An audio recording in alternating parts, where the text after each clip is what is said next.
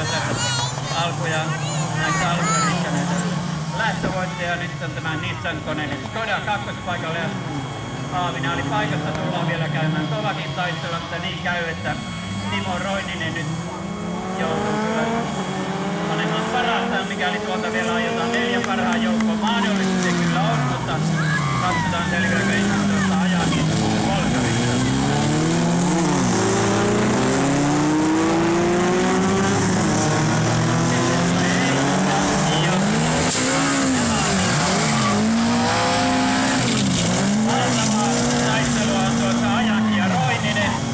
Ajangilta ainakin vasen takarenkaan rikki ja Roininen nyt asettui tähän lähtösuoralle. Elikkä edelleen keulapaikalla Loponen ja auto on todella pelittävä Fiatti. Ja on tällä hetkellä myös Aavina oli keltaiset